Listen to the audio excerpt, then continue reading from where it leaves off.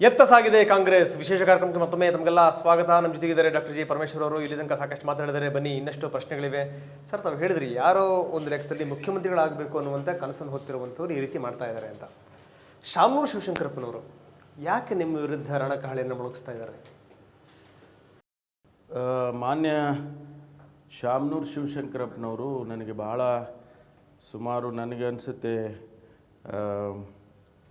ಒಂದು 30 ವರ್ಷದಿಂದ ಪರಿಚಯ ನನಗೆ.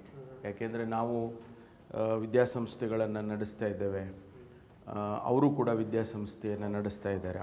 ಆ ಸಂದರ್ಭದಲ್ಲಿ ನಾವೆಲ್ಲ ಭೇಟಿ ಮಾಡ್ತಾ ಇದ್ದಿದ್ದು ಅದೆಲ್ಲ. ಬಹಳ ಒಳ್ಳೆಯ ವ್ಯಕ್ತಿ, ನನ್ನನ್ನು ಕಂಡ್ರೆ ಭಾಳ ಪ್ರೀತಿ ಮಾಡ್ತಾರೆ. ಆದರೆ ಕಳೆದ ಒಂದು 6 ತಿಂಗಳಿಂದ ಈಚೆಗೆ ಅವರು ಅಧ್ಯಕ್ಷರಾಗಬೇಕು ಅಂತ ಹೇಳಿ ಅವರ ಇದ್ದಕ್ಕಿದ್ದಾಗೆ ಆಸೆ ಬಂದಿದೆ. ಸಂತೋಷ, ಅದಕ್ಕೆ ನನಗೇನು ತಕರಾರಿಲ್ಲ. ಅಲ್ಲ, ಅದ್ರ ಜೊತೆಗೆ ಪ್ರೀತಿ ಅಂದರೆ ಕಡಿಮೆ ಆಯ್ತು. ಆದರೆ ಒಂದು ಏನಾಯಿತು ಅಂದರೆ, ಈ ಜಾತಿಯ ಆಧಾರದ ಮೇಲೆ ನಾನು ಬೇರೆ ಜಾತಿಯವರಾದರೆ ಅಧ್ಯಕ್ಷರ ಅದು ಕಾಂಗ್ರೆಸ್ಸಿಗೆ ಒಳ್ಳೆಯದಲ್ಲ, ಅಥವಾ ಕಾಂಗ್ರೆಸ್ಸು ಅಧಿಕಾರಕ್ಕೆ ಬರೋಲ್ಲ ಅನ್ನುವಂಥ ಮಾತಿದೆಯಲ್ಲ, ಅದು ಎಲ್ಲೋ ಒಂದು ಕಡೆ ನನಗೆ ನೋವನ್ನು ತಂತು. ಅಲ್ಲ, ಯಾಕೆ 6 ತಿಂಗಳಿಂದ ಈಚೆಗೆ ಅವರು ನಿಮ್ಮ ವಿರುದ್ಧ ಸಡ್ಡು ಹೊಡಿಬೇಕು ಅಂತ ಅನಿಸಿದ್ದು ಯಾಕೆ ಅವ್ರಿಗೆ? ಏನು ಬಹುಶಃ ಮುಖ್ಯಮಂತ್ರಿ ಅವರೇ ಆಗಬೇಕು ಅಂತ ಬಯಸ್ತಾ ಇದ್ದಾರಾ? ಅಲ್ಲ, ಇರ್ಬೋದು, ತಪ್ಪೇನಿಲ್ಲ, ಇರ್ಬೋದು, ಅವರಿಗೆ ಆಸೆ ಇರ್ಬೋದು ಮುಖ್ಯಮಂತ್ರಿ ಆಗಬೇಕು ಅಂತ, ಅಥವಾ ಇನ್ಯಾರೋ ಮುಖ್ಯಮಂತ್ರಿ ಆಗೋದಕ್ಕೆ ಅವರು ಸಹಕಾರ ಮಾಡೋದಕ್ಕೂ ಕೂಡ ಇರ್ಬೋದು. ಆದರೆ ಇಂತಹ ಸಂದರ್ಭದಲ್ಲಿ ಚುನಾವಣೆಗೆ ಹೋಗ್ತಾ ಇದ್ದೀವಿ ನಾವು. ಚುನಾವಣೆಗೆ ಹೋಗುವಂಥ ಸಂದರ್ಭದಲ್ಲಿ ಒಬ್ಬ ವ್ಯಕ್ತಿಯಿಂದ ಬದಲಾವಣೆ ಮಾಡಿದ ತಕ್ಷಣ ಎಲ್ಲ ಬದಲಾವಣೆ ಆಗಿಬಿಡೋದಿಲ್ಲ. ನನ್ನನ್ನು ಬದಲಾವಣೆ ಮಾಡಿ ಪರಮೇಶ್ವರ್ ಬೇಡ ಇನ್ನೊಬ್ಬರು ತಂದು ಕುಂಡ್ರಿಸಿದ್ದೇವೆ ಅಂತ ಹೇಳಿದ ತಕ್ಷಣ ಬದಲಾವಣೆ ಆಗೋದಿಲ್ಲ. ಅದಕ್ಕೆ ಸಂಘಟನೆ ಬೇಕಾಗ್ತದೆ, ಎಲ್ಲರ ಮನಸ್ಸು ಒಗ್ಗೂಡಬೇಕಾಗ್ತದೆ. ಆ ಕೆಲಸ ಆದರೆ ಮಾತ್ರ ಪಕ್ಷ ಬರೋದಕ್ಕೆ ಸಾಧ್ಯ ಆಗುತ್ತೆ. ಒಂದು ಸಮುದಾಯ ಅಥವಾ ಒಬ್ಬ ವ್ಯಕ್ತಿ ಅದನ್ನು ಮಾಡೋದಕ್ಕೆ ಕಷ್ಟ ಆಗ್ಬೋದು. ಆದರೆ ಎಲ್ಲೋ ಒಂದು ಕಡೆಗೆ ಪಕ್ಷವನ್ನು ಸಂಘಟಿಸುವ ನಿಟ್ಟಿನಲ್ಲಿ ಪರಮೇಶ್ವರರು ವಿಫಲರಾಗಿದ್ದಾರೆ ಅನ್ನುವಂಥದ್ದು ಸುದ್ದಿನ ಹರಡುವಂಥದ್ದಾಗಿರ್ಬೋದು. ಅವರ ನಾಯಕತ್ವದಲ್ಲೇ ಹೋದರೆ ನಾವು ಬಹುಶಃ ಗೆಲ್ಲಲ್ಲ ಚುನಾವಣೆಯನ್ನು ಅಂತ ಹಬ್ಬಿಸುವಂಥದ್ದಾಗಿರ್ಬೋದು. ಅದನ್ನು ಬೇರೆ ಯಾರು ಮಾಡ್ತಾ ಇಲ್ಲ, ತಮ್ಮ ಪಕ್ಷದವರೇ, ತಮಗೆ ಗೊತ್ತಿರುವಂಥವರೇ, ತಮ್ಮ ಆತ್ಮೀಯರೇ ಮಾಡ್ತಾ ಇದ್ದಾರೆ ಅಂತ. ಈಗ ನನಗೆ ಅಧಿಕಾರವನ್ನು ಕೊಡುವಂಥ ಸಂದರ್ಭದಲ್ಲಿ ಅವರು ಸುಮಾರು 1.5 ವರ್ಷ ತಗೊಂಡಿದ್ದಾರೆ ಕಾಂಗ್ರೆಸ್ ಅಧ್ಯಕ್ಷರು. ಎಲ್ಲ ರೀತಿಯ ಏನೋ ಒಂದು ಸರ್ಚ್ ಲೈಟ್ ಹಾಕ್ಕೊಂಡು ಹುಡುಕಿ, ಹೌದಪ್ಪ ಈ ವ್ಯಕ್ತಿಗೆ ಕೊಟ್ಟರೆ ಪಕ್ಷ ಒಂದು ಗೌರವಯುತವಾಗಿ ಬರ್ಬೋದು ಅನ್ನುವಂಥ ಕಲ್ಪನೆಯಿಂದ ಮಾಡಿದ್ದಾರೆ. ನಾನು ಇಲ್ಲಿಗೆ 23 ತಿಂಗಳಾಗಿದೆ, ಆ ಗೌರವವನ್ನು ತರುವಂಥ ಕೆಲಸ ಮಾಡಿದ್ದೇನೆ. ಕಾಂಗ್ರೆಸ್ ಪಕ್ಷಕ್ಕೆ ಒಂದು ಗೌರವವನ್ನು ತರುವಂಥ ಕೆಲಸ ಮಾಡಿದ್ದೇನೆ. ಸಣ್ಣ ಪುಟ್ಟ ಭಿನ್ನಾಭಿಪ್ರಾಯಗಳು ಇರ್ಬೋದು, ನಾನು ಇಲ್ಲ ಅಂತ ಹೇಳೋದಿಲ್ಲ. 12 ವರ್ಷ ಆಗಿತ್ತು ಎಕ್ಸಿಕ್ಯೂಟಿವ್ ಕಮಿಟಿ ಮಾಡಿ ನಮ್ಮ ಪಕ್ಷದಲ್ಲಿ. 4 ಜನ ಅಧ್ಯಕ್ಷರು ಬಂದು ಹೋದರು. ಯಾವುದ್ಯಾವುದೋ ಕಾರಣದಿಂದ ಎಕ್ಸಿಕ್ಯೂಟಿವ್ ಕಮಿಟಿ ಮಾಡಲಿಕ್ಕಾಗಲಿಲ್ಲ.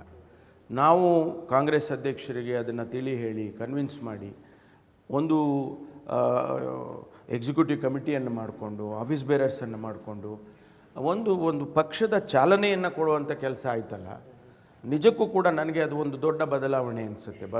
ಬೆಳವಣಿಗೆ. ಅದೇ ರೀತಿಯಲ್ಲಿ ಕಾರ್ಯಕ್ರಮಗಳನ್ನು ಕೊಟ್ಟಿದ್ದು, ಹಳ್ಳಿಗೂ ಹೋಗ್ತಕ್ಕಂಥ ಕೆಲಸ. ಹಳ್ಳಿಗೂ ಹೋದರು ನಮ್ಮ ಕಾರ್ಯಕರ್ತರು. ಇವತ್ತು ಎಲ್ಲರೂ ಓದಲ್ಲೆಲ್ಲ ಹೇಳ್ತಾರೆ, ಸ್ವಾಮಿ ನೀವು ಕಾರ್ಯಕ್ರಮ ಕೊಟ್ರಿ, ಕಾಂಗ್ರೆಸ್ಸಿಗೆ ಬನ್ನಿ, ಬದಲಾವಣೆ ತನ್ನಿ ಕಾರ್ಯಕ್ರಮ ಎಷ್ಟು ಚೆನ್ನಾಗಿದೆ. ಬೇರೆ ರಾಜ್ಯದವರು ನನಗೆ ಮಾಡೆಲ್ ಕಳಿಸಿ ನಾವು ಕೂಡ ಅದನ್ನು ಇಂಪ್ಲಿಮೆಂಟ್ ಮಾಡ್ತೇವೆ ಅನ್ನುವಂಥ ಮಟ್ಟಕ್ಕೆ ಹೋಗಬೇಕಾದ್ರೆ ಇದರಲ್ಲಿ ಅಸಮರ್ಥ್ಯದ ಪ್ರಶ್ನೆ ಬರೋದೇ ಇಲ್ಲ. ಅಲ್ಲ, ಇನ್ನು ನನ್ನ ಕೇಳಲೇಬೇಕಾದಂಥ ಒಂದು ಪ್ರಶ್ನೆ ಅಂದರೆ ಸಿದ್ದರಾಮಯ್ಯನವರು ಎಲ್ಲಿ ಹೋದರೂ ಹೇಳ್ತಾರೆ ನಾನೇ ಮುಂದಿನ ಮುಖ್ಯಮಂತ್ರಿ ಅಂತ. ನೋಡ್ತಾ ಇರಿ, ನಾನು ಮುಖ್ಯಮಂತ್ರಿ ಆಗ್ತೀನಿ ಅಂತಾರೆ. ಅಲ್ಲ, ಹೇಗಿದು? ಯಾಕಂದರೆ ಕಾಂಗ್ರೆಸ್ ಪಕ್ಷದಲ್ಲಿ ಒಂದು ಪರಂಪರೆ ಬೆಳೆದು ಬಂದಿದೆ, ಒಂದು ಸಂಪ್ರದಾಯ ಇದೆ. ಅವ್ರು ಯಾರನ್ನೂ ಕೂಡ ಇಂಥವರೇ ಮುಖ್ಯಮಂತ್ರಿ ಅಂತ ಘೋಷಣೆ ಮಾಡಿರುವಂಥದ್ದು ಇದುವರೆಗೂ ನೋಡಿಲ್ಲ ನಾವು. ಆದರೆ ಸಿದ್ದರಾಮಯ್ಯನವರು ನೆನ್ನೆ ಬೇರೆ ಪಕ್ಷದಿಂದ ಇಲ್ಲಿ ಬಂದಿರುವಂಥವ್ರು, ಅವ್ರು ಹೇಳ್ತಾರೆ ಮುಂದಿನ ಮುಖ್ಯಮಂತ್ರಿ ನಾನೇ ನೋಡಿ ಅಂತ. ಏನು ನಿಮ್ಮ ಅವರ ನಡುವೆ ಏನಾದರೂ ಒಳ ಒಪ್ಪಂದಗಳಾಗಿದೆ ಏನು ಕತೆ ಅಂತ? ಮುಖ್ಯಮಂತ್ರಿ ಆಗೋದಕ್ಕೆ ಮುಂಚೆ ನಮ್ಮ ಪಕ್ಷ ಸಂಖ್ಯೆ ಬರಬೇಕು. 113 ಸಂಖ್ಯೆ ಶಾಸಕರು ಗೆದಿಬೇಕು ನಮ್ಮಲ್ಲಿ. ಅದಾದ ಮೇಲೆ ನಮ್ಮ CLP ಕರೀತಾರೆ, ಕಾಂಗ್ರೆಸ್ ಲೆಜಿಸ್ಲೇಚರ್ ಪಾರ್ಟಿ ಮೀಟಿಂಗ್ ಕರೆದು ಅವರು ಬಹುಶಃ ಅವರ ಅಭಿಪ್ರಾಯಗಳನ್ನು ಸಂಗ್ರಹಣೆ ಮಾಡ್ತಾರೆ. ಯಾರನ್ನು ಮುಖ್ಯಮಂತ್ರಿ ಮಾಡಬೇಕು, ಯಾರನ್ನು CLP ನಾಯಕರನ್ನು ಮಾಡಬೇಕು ಅಂತ ಕೇಳ್ತಾರೆ. ಶಾಸಕರ ತೀರ್ಮಾನ ಸಾಮಾನ್ಯವಾಗಿ ನಮ್ಮಲ್ಲಿ ಏನಾಗ್ತದೆ ಅಂತ ಹೇಳಿದರೆ, ಶಾಸಕರನ್ನು ಕೇಳಿದಂಥ ಸಂದರ್ಭದಲ್ಲಿ ನಾವು ಹೈಕಮಾಂಡಿಗೆ ಬಿಟ್ಟಿದ್ದೇವೆ ಅಂತ ಹೇಳ್ತಾರೆ. ಹೌದು, ಸಾಮಾನ್ಯವಾಗಿ ಇಲ್ಲಿವರೆಗೂ ನಾನು ನೋಡಿರೋದು. ಹೈಕಮಾಂಡಿಗೆ ಬಿಟ್ಟಿದ್ದೇವೆ ಅಂತ ಹೇಳಿದ ಮೇಲೆ ಹೈಕಮಾಂಡ್ನವರು ಯಾರನ್ನ ಆಯ್ಕೆ ಮಾಡ್ತಾರೋ ಅವರಿಗೆ ಬಿಟ್ಟು. ಅಲ್ಲ, ಇಲ್ಲಿ ನನ್ನ ಪ್ರಶ್ನೆ ಏನು ಅಂತಂದರೆ, ಹೈಕಮಾಂಡ್ನಿಂದ ಏನಾದರೂ ಗ್ರೀನ್ ಸಿಗ್ನಲ್ ಸಿಕ್ಕಿದೆಯಾ ಸಿದ್ದರಾಮಯ್ಯನವರಿಗೆ ಅಂತ? ಬಹುಶಃ ಗೊತ್ತಿಲ್ಲ ನನಗೆ.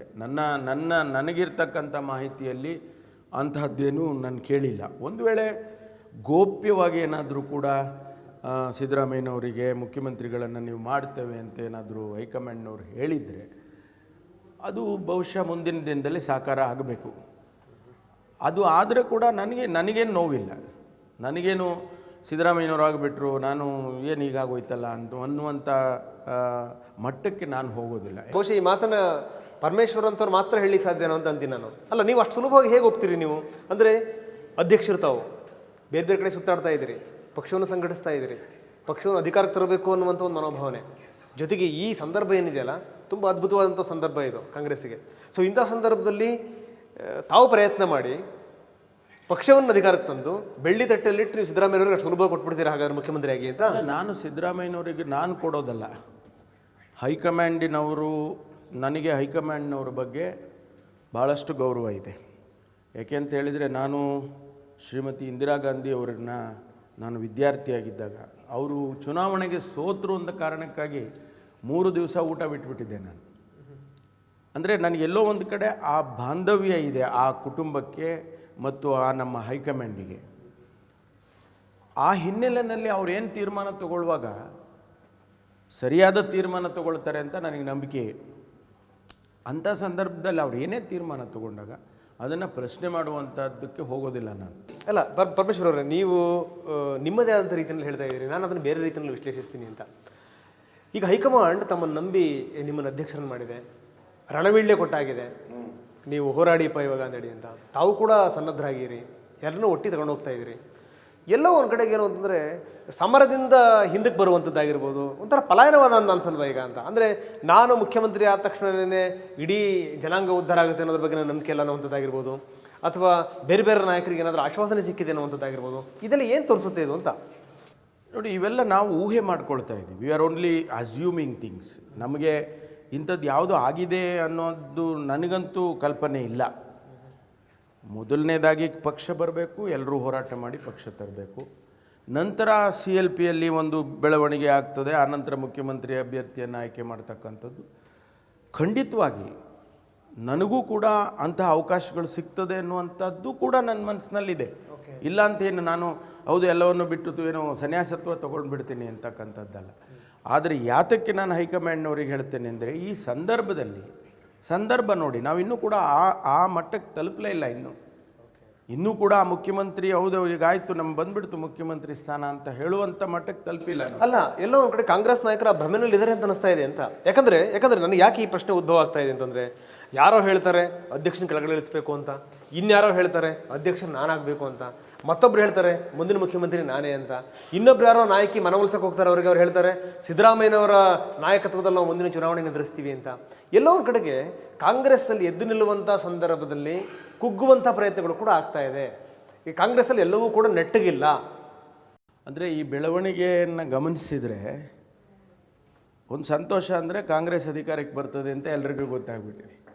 ಇದೇ ಒಂದು ಸಂತೋಷದ ವಿಚಾರ. ಅಲ್ಲ, ಈ ಓವರ್ ಕಾನ್ಫಿಡೆನ್ಸ್ ಒಂದೊಂದ್ಸರಿ ಮುಗ್ರಿಸ್ಬಿಡುತ್ತೆ ಅಂತ ಆಗ್ಬೋದು. ಅದಕ್ಕೆ ಎಚ್ಚರಿಕೆ ಆಗಿರ್ಬೇಕು ಅಷ್ಟೇ. ಅದನ್ನೇ ನಾನು ಹೇಳೋದು ನಮ್ಮ ನಾಯಕರುಗಳಿಗೆಲ್ವ ಎಚ್ಚರಿಕೆ ಆಗಿರ್ಬೇಕಪ್ಪ ನಾವು. ಅಲ್ಲ, ಈಗ ನಾವು ಅಧಿಕಾರ ಬಂತು ಕುರ್ಚಿನೇ ಬಂದುಬಿಡ್ತು ಅಂತ ಹೇಳಿ ನಾವು ಹೋಗುವಂಥದ್ದು ಬೇಡ. ಯಾಕೆಂದರೆ ನಮಗೆ ಎಲ್ಲೋ ಒಂದು ಕಡೆ ಇನ್ನೂ ದಾರಿ ಭಾಳ ದೂರ ಇದೆ. ಇನ್ನೂ ನಾವು 8 ತಿಂಗಳು ಚುನಾವಣೆಗೆ ತಯಾರಿ ಮಾಡಿಕೊಳ್ಬೇಕು, ಚುನಾವಣೆಗೆ ಹೋಗಬೇಕು, 113 ಸೀಟ್ ಗೆದಿಬೇಕು. ಇವೆಲ್ಲ ಆದಮೇಲೆ ಈ ಪ್ರಶ್ನೆಗಳು ಬರುವಂಥದ್ದು. ಆದರೆ ಪರಮೇಶ್ವರರು ಕೂಡ ಮುಖ್ಯಮಂತ್ರಿ ಸ್ಥಾನಕ್ಕೆ ಖಂಡಿತವಾಗಿ ಪ್ರಯತ್ನ ಮಾಡ್ತಾನೆ, ಅಥವಾ ಅರ್ಹತೆ ಇದೆ ಅವನಿಗೆ ಅನ್ನೋದನ್ನಂತೂ ಕೂಡ ಮರೆಯೋದಿಲ್ಲ. ನಾನು ಪಲಾಯನ ಮಾಡಿ ತಗೊಳ್ಳಿ ತಟ್ಟೆನಲ್ಲಿ ಕೊಟ್ಬಿಟ್ಟಿದ್ದೀನಿ ಅಂತ ಹೇಳಿ ಹೋಗೋದಲ್ಲ. ಆದರೆ ಹೈಕಮಾಂಡ್ನವರು ಒಂದು ವೇಳೆ ನನಗೆ ವಿರುದ್ಧವಾಗಿ ಅಥವಾ ನನ್ನನ್ನು ಮಾಡದೆ ಬೇರೊಬ್ಬರನ್ನು ಮಾಡಿದರು ಅನ್ನುವಾಗ ಏನೋ ಆಗೋಯ್ತು, ಪ್ರಪಂಚ ಮುಳುಗೋಯ್ತು ಅಂತ ಹೇಳುವಂಥವನಲ್ಲ ನಾನು. ಯಾಕೆಂದರೆ ನಾವು ತಾಳ್ಮೆಯಿಂದ ಇರಬೇಕಾಗ್ತದೆ ರಾಜಕಾರಣದಲ್ಲಿ. ಅಧಿಕಾರಕ್ಕೋಸ್ಕರನೇ ನಾನು ಹುಟ್ಟಿದ್ದೇನೆ ಎನ್ನುವ ಭಾವನೆ ಬರೋದು ಬೇಡ. ಎಸ್ ಸರ್, ನಿಮ್ಮ ನಂಬಿಕೆ ಸಾಕಾರ ಆಗಲಿ. ಸೊ ಮತ್ತಷ್ಟು ನಾನು ನಿಮ್ಮ ಜೊತೆಗೆ ಚರ್ಚೆ ಮಾಡ್ತೀನಿ. ಪರಮೇಶ್ವರ್ ಅವ್ರ ಜೊತೆಗೆ ಇನ್ನಷ್ಟು ಚರ್ಚೆ ಮಾಡೋಣ. ಅದಕ್ಕಿಂತ ಮೊದಲು ಮತ್ತೊಮ್ಮೆ ಪುಟ್ಟ ವಿರಾಮ.